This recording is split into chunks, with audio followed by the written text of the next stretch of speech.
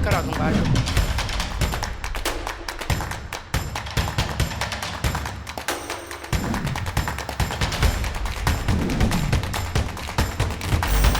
मेरे बुजुर्ग पिताजी को गालियां देके वोट मांग रहे हैं।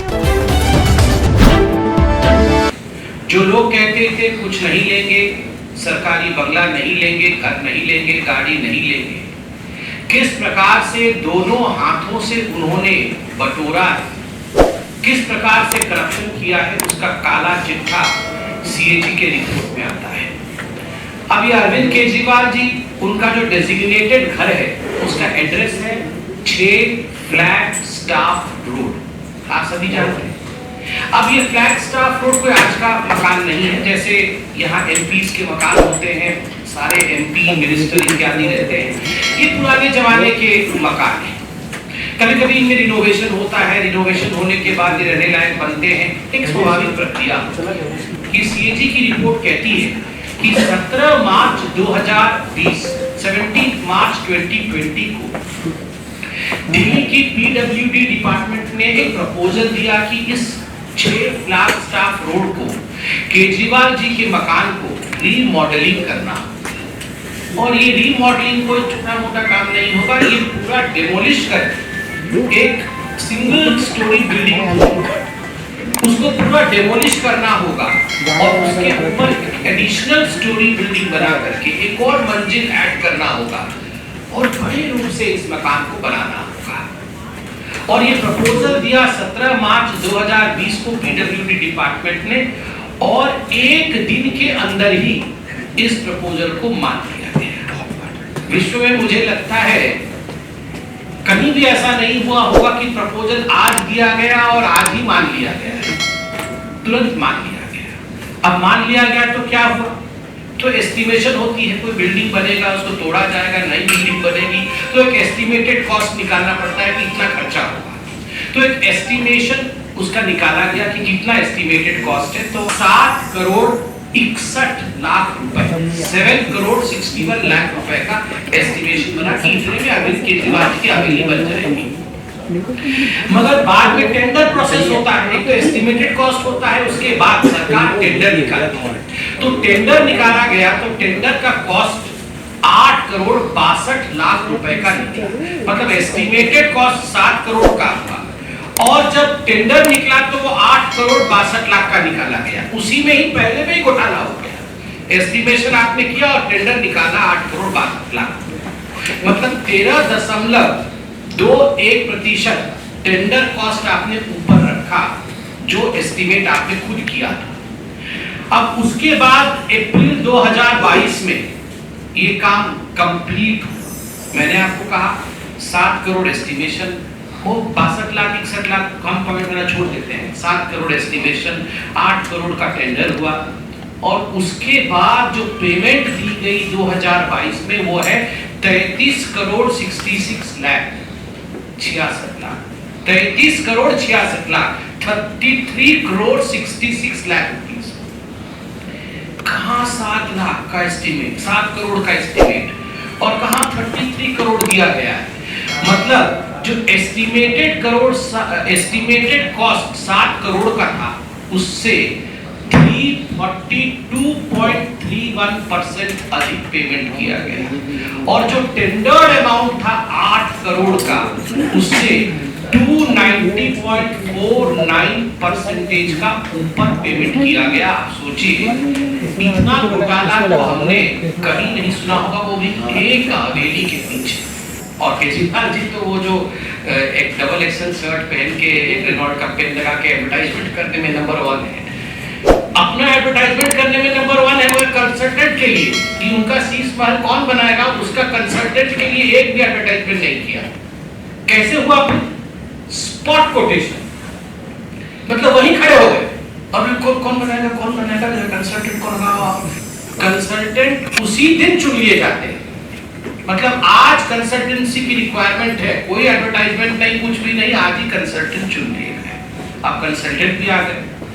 उसके बाद देखिए repeated revision of preliminary estimate, हर तीसरे चौथे दिन इनका एस्टीमेट बदलता गया जो इन्होंने एस्टीमेट दिया था और उसके पीछे सीएजी कहती है no justification for fee payment to the consultants and PWD increased buildup area. सबसे पहले तो एस्टिमेट होता है कि घर का हम कितने एरिया में घर बनाएंगे। हम सब जानते हैं कि इतने स्क्वायर मीटर में हम घर बनाएंगे, कि इतने स्क्वायर फुट में हम घर बनाएंगे। तो पहले एस्टिमेट हुआ था, प्रिलिमिनरी एस्टिमेट हुआ था कि बिल्डअप एरिया रहेगा 1397 स्क्वायर फुट का। 1397 स्क्वायर फुट में हम बिल्डअप एरिया रखेंगे। इसी के आधार पर सारा टेंडर इत्यादि हो गया और रातों रात एक दिन बदल दिया उन्होंने बदल करके कर दिया कि 1905 स्क्वायर फीट, मतलब 36% बढ़ा दिया एस्टीमेट कि 1905 स्क्वायर फीट में, क्योंकि अब शहंशाह क्या रहेंगे 1300 स्क्वायर मीटर में, शहंशाह का थोड़ा बड़ा होना चाहिए। तो उन्होंने कहा कि 1900 स्क्वायर फीट में केजरीवाल जी अब रहेंगे और ये अपने आप ही कर दिया, कोई एडवर्टाइजमेंट नहीं, कुछ परमिशन नहीं, अपने आप ही 1905 स्क्वायर फीट कर दिया। उसके बाद इन्होंने जो एप्लीकेबल स्पेसिफिकेशंस होता है, हर चीज का एक स्पेसिफिकेशन होता है कि टूटी होगा तो इस प्रकार का होगा, उसके डोर नॉब्स होंगे तो इस प्रकार के होंगे, टॉयलेट तो बाद में टॉयलेट होगा तो इस प्रकार का होगा, इस सब की स्पेसिफिकेशन होती है। इस सब स्पेसिफिकेशन का इन्होंने अल्टरेशन किया, पहले कुछ और लिखा, बाद में उसमें ऐड कर दिया और स्पेसिफिकेशन को बदल दिया, जिससे कि पीडब्ल्यूडी को अपने प्रिलिमिनरी एस्टिमेट को 4 बार बदलना पड़ा। और एक जगह तो ऐसे हुआ, तेरे पेमेंट कैसे होता है, आपको ये खरीदना है तो पहले आप एस्टिमेट बनाएंगे, एस्टिमेट बनाने के बाद अप्रूवल आएगा कि हाँ हम ये खरीदेंगे, फिर आप जाके मार्केट में खरीद के लेके आएंगे, 25% का ये खरीद के आप लेके आएंगे। सीएजी यहाँ पर कहती है कि यहाँ पर एडमिनिस्ट्रेटिव अप्रूवल और एक्सपेंडिचर सैंक्शन कि आप खर्चा करिए, एडमिनिस्ट्रेटिव अप्रूवल है, ये 9.34 करोड़ रुपए का काम होने के 2 महीने बाद मिला, काम हो गया। जो चीज बाजार से खरीदना था बल्कि नहीं खरीदना था, वो हायर क्वालिटी चीज खरीद के लगा दी गई केजरीवाल जी के टेस्ट के मुताबिक, और उसके 2 महीने के बाद एडमिनिस्ट्रेटिव अप्रूवल आया, हाँ ठीक खर्चा है आपने और एक्सपेंडिचर आप कर सकते थे। अरे पहले एक्सपेंडिचर अप्रूवल होता है, पहले एडमिनिस्ट्रेटिव अप्रूवल होती है, उसके बाद वो खरीदी जाती है, मगर मनमानी तरीके से भ्रष्टाचार के रूप में यहाँ काम अरविंद केजरीवाल जी ने किया। अब सीएजी टेंडरिंग प्रोसेस के ऊपर क्वेश्चन उठाती है।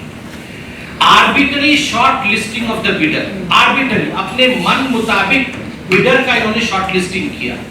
Not resorting to open tender process को दरकिनार किया, जिसके कारण गवर्नमेंट कॉम्पिटिटिव रेट से वंचित रही।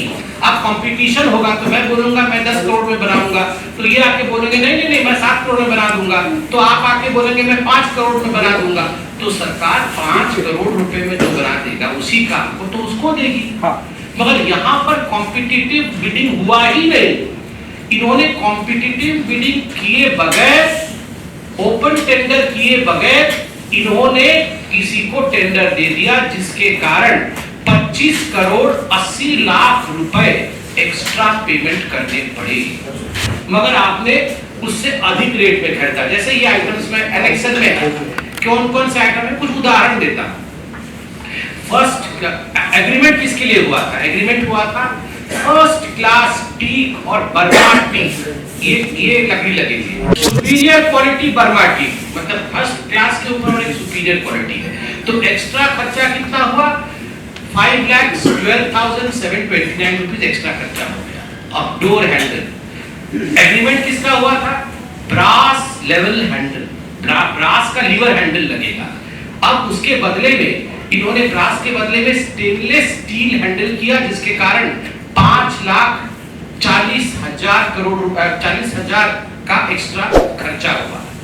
और ठीक उसी प्रकार विट्रिफाइड फ्लोर टाइल, उसके बदले में इटालियन मार्बल स्टोन, इटली से आया Italian marble, Italian marble stone आया, तो इस पे अधिक खर्च हो गया 9,14,000 रुपए का, आप सोचिए। और उसके बाद thermostat shower mixture with 3 way diverter, अच्छा गरम गरम पानी से नहाएंगे।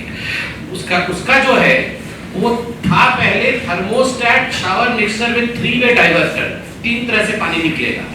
फिर ये था TOW रिसेस्ड LED लाइट्स, जिसके बदले में अब 12W, अच्छा ये 10 वाट का रिसेस्ड लाइट था, अब ये 12 वाट की LED लाइट आ गई, जिसके कारण 45 लाख रुपए एक्स्ट्रा खर्च हो गए। 45 लाख। अब मैं तो ये आइटम्स बहुत सारे हैं, पढ़ के थक जाऊंगा, बहुत बार पढ़ भी चुका हूं पहले। Modular kitchen, ground floor, first floor, second floor, तीनों फ्लोर में एक किचन था, पता नहीं एक में चाय, एक में रोटी, एक में सब्जी बनती होगी, और कुल मिलाकर के इसमें 68 लाख रुपीस 75,877 रुपीस का एक्स्ट्रा खर्चा हुआ। Vanity, bedroom plus family lounge, power, outer room, middle room, guest room plus study room plus bedroom, इस पे लगभग 1 करोड़ से अधिक का एक्स्ट्रा खर्चा हो गया। अब ये बहुत सारी ऐसी चीजें हैं, मैं वो पर्दा कितने का है वो सब बता चुका हूं, बताना नहीं चाहता हूं, ये एक्स्ट्रा खर्चा हुआ है। मगर आज तो मुझे बड़ा आश्चर्य हुआ है, मुझे तो आपको भी हो रहा होगा, मैं तो बता दूं, where the money was spent, the cost including installation charges of some of the most expensive items at the residence। सबसे एक्सपेंसिव आइटम तो टीवी कंसोल है, मतलब हमेशा एडवर्टाइजमेंट में रहना है तो टीवी पे ही होगा। टीवी कंसोल पे 20,34,200 कंसोल पे, टीवी पे नहीं, केवल कंसोल लगाने पे 20 लाख रुपए। मिनी बार, घर में एक मिनी बार था, मुझे तो समझ में नहीं आ रहा है मिनी बार कैसे हो सकता है। मिनी बार 4,80,000 रुपए से अधिक खर्चा हुआ है मिनी बार। अब स्वाभाविक है, एक्साइज घोटाला किया तो मिनी बार तो होगा ही। ये व्यक्तिगत विषय है, घर में कौन बार रखता है नहीं रखता है, इस पे मुझे कमेंट नहीं करना है, मगर मिनी बार सरकारी खर्चे पर यह चिंता का विषय है। 5 लाख रुपए अतिरिक्त खर्च करके घर पे mini bar, L shape sofa 6,40,000। Double XL का शर्ट कहां से लाते हैं पता नहीं, खुद ही सीख लेते हैं। और मुझे पेन जो लगाते हैं, चप्पल, ये सब करके वो सिर कारपेट पे चढ़ के मिनी बार रखे हुए। मतलब ऐसा हमने व्यक्ति पूरे ब्रह्मांड में नहीं देखा, कहीं भी नहीं, न भूतो न भविष्यति। आप सोच के देखिए जरा, ऑस्कर भी छोटा पड़ जाएगा। किचन इक्विपमेंट, सिर्फ कारपेट, राउंड डाइनिंग टेबल ऐसा वैसा नहीं, राउंड डाइनिंग टेबल 4,80,000 रुपए। अपहोल्स्टर्ड बेड, ये क्या होता है?